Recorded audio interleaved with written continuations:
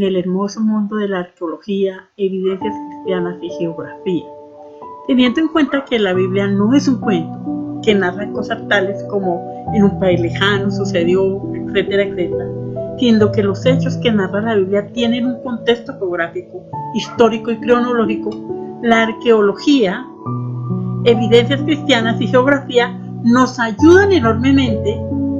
Tal es su aporte, que consiste en que nos ubica mucho mejor en el contexto de la situación que describe un texto bíblico. Arqueología es la ciencia que recorre el pasado de los pueblos y culturas anteriores de nosotros, por medio del descubrimiento de registros, estudio sistemático e interpretación de los materiales existentes.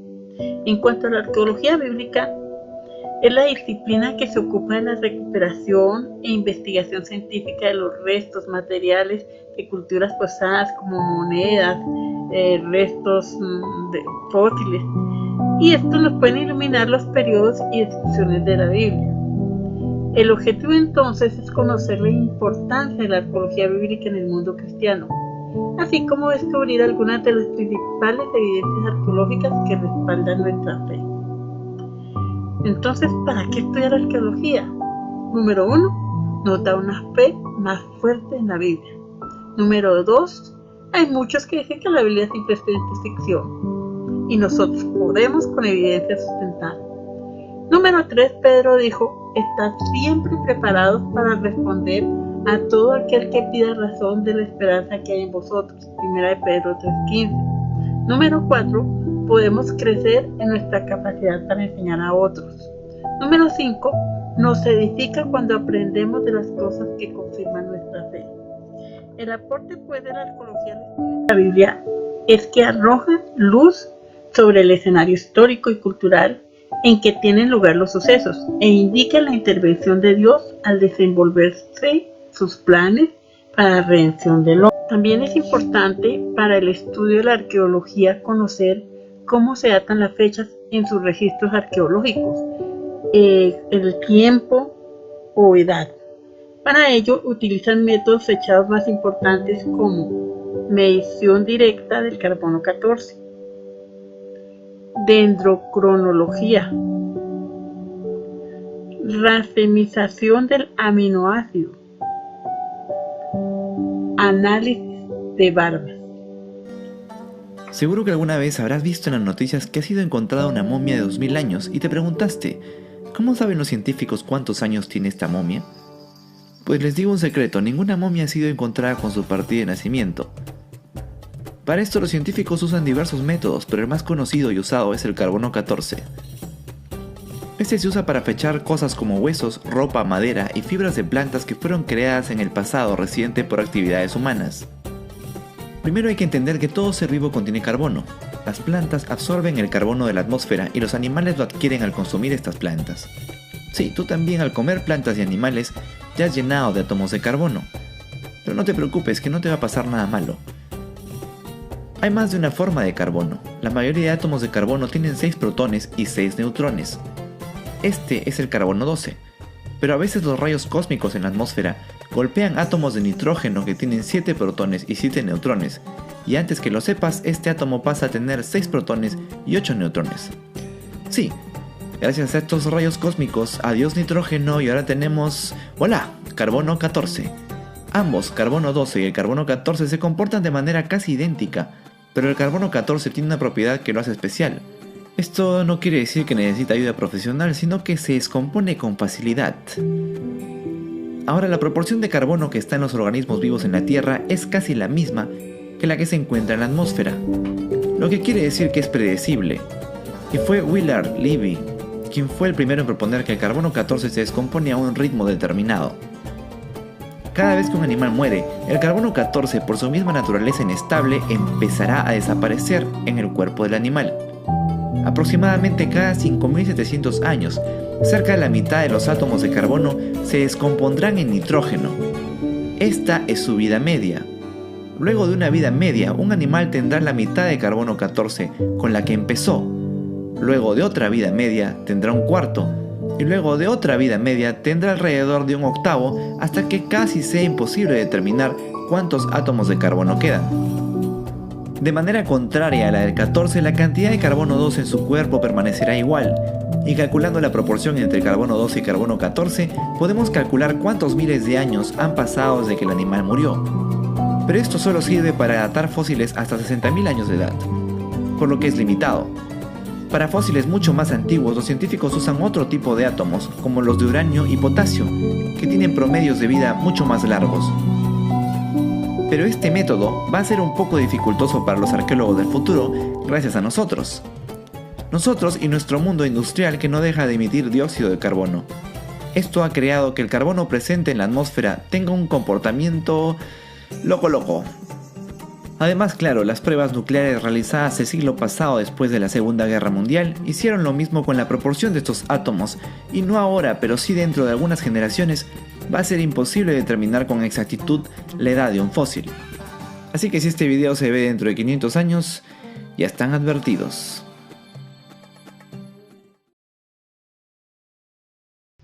La dendrocronología es la ciencia que se ocupa de la datación de los anillos de crecimiento de las plantas arbóreas y arbustas leñosas.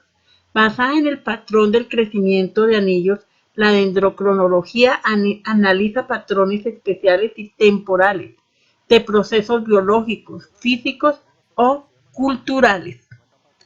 Que está en la parte exterior del árbol, y aquí año a año se generan esas capas. Una capa hacia adentro y también hacia afuera que genera la corteza, ¿no? De tal manera que hasta que el árbol muere, como te digo, esas capas se van desarrollando. Fíjate en este ejemplar cómo vemos que el árbol, a medida que se va haciendo, digamos, más anciano, el crecimiento es cada vez menor. Otra de las técnicas utilizadas en la arqueología es la racemización del aminoácido. La determinación de la edad al momento de la muerte sobre la base de la racemización del ácido aspartico de la dentina humana se ha aplicado con éxito en odontología forense desde hace varios años.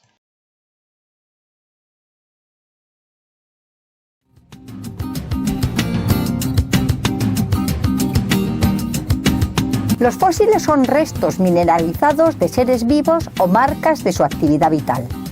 Su estudio proporciona información sobre las diferentes formas de vida que han poblado la Tierra a lo largo del tiempo y el ambiente en el que vivieron. Los fósiles son considerados un bien de interés científico y cultural, por lo que deben ser conservados evitando su deterioro y saqueo. Generalmente fosilizan las partes duras de los organismos, como los huesos y los dientes de vertebrados. Es una pata trasera del mosquido, que es un herbívoro pequeñito, parecido a un ciervo. Tenemos aquí la tibia, que encajaría con el tarso, que es los huesos del talón, los metápodos y las pezuñitas. También fosilizan las partes mineralizadas de los invertebrados, como las conchas de los moluscos, como estas de bivalvos en caliza, que como vemos, algunas conservan el nácar. O este amonites, un molusco cefalópodo englobado en las calizas de la playa de Kimmeritz, en la costa jurásica de Dorset, y que se conservan perfectamente las cámaras. También hay fósiles de origen vegetal, como troncos, tallos, hojas, frutos, semillas, polen y otras estructuras vegetales. Como este tronco que ha fosilizado en sílice y en óxidos de hierro. Perteneció a un árbol que creció en el Cretácico inferior hace unos 100 millones de años, fue arrastrado por un río caudaloso y fosilizó al quedar enterrado entre sus arenas. Este pequeño estrato margoso situado entre dos de Dolomías está absolutamente lleno de plantas fósiles. Son todas estas marcas que vemos de un color granate. Ahora mismo he encontrado una que es una muestra muy buena.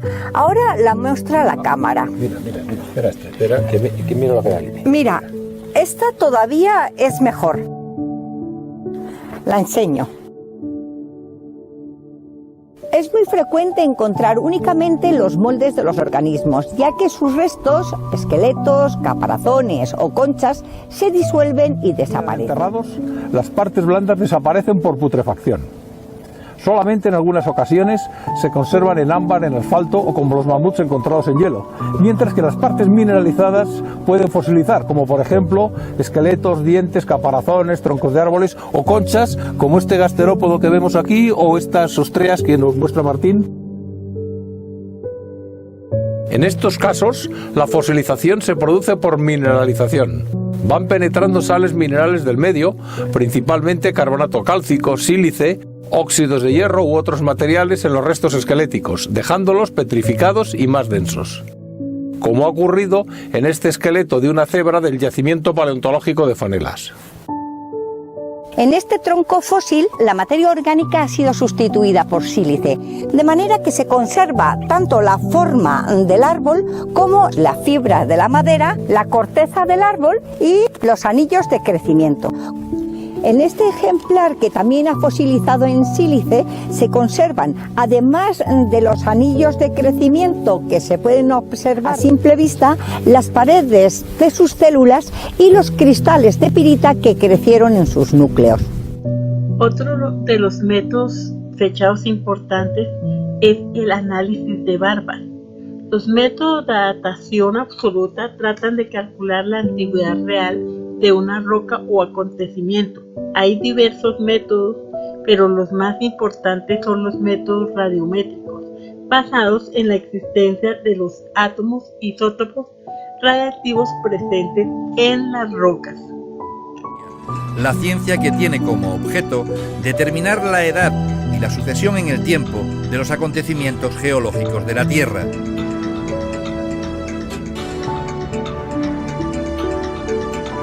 Petrología ha encontrado en el zircón el mejor narrador de la vida de las piedras. El zircón es un mineral que se encuentra en la mayoría de las rocas, ha sobrevivido a los ciclos magmáticos y también aparece en las nuevas piedras que se han formado como elementos heredados. Es el mineral que puede contar mejor la edad de las rocas.